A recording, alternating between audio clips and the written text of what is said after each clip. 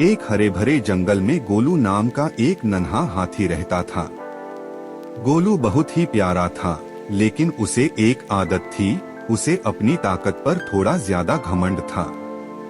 वह अक्सर कहता, मैं सबसे बड़ा हूँ, सबसे ताकतवर हूँ, मुझे किसी की जरूरत नहीं।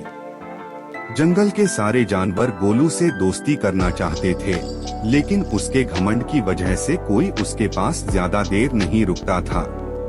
पहला सीन। एक दिन गोलू नदी के किनारे खेल रहा था।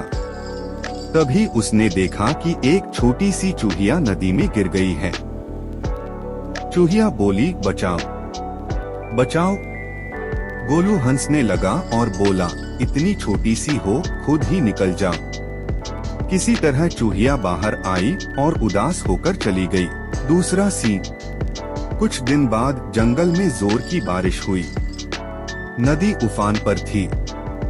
गोलू पेड़ों के बीच घूम रहा था कि अचानक उसका पैर कीचड़ में फंस गया। उसने जोर से आवाज लगाई, कोई है?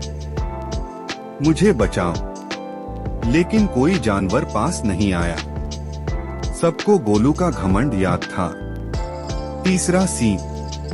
तभी वही छोटी चूहिया वहां पहुंची। उसने गोलू को देखा और बोली, डरो मत गोलू, मैं मदद करूंगी। गोलू हैरान होकर बोला, तुम इतनी छोटी होकर मेरी कैसे मदद करोगी?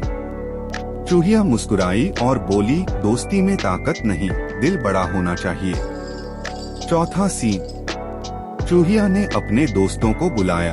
कई चूहे आए और रस्सियां कुतर कुतर कर गोलू के पैर के चारों तरफ से कीचड़ ढीली करने लगे। थोड़ी देर में गोलू आजाद हो गया।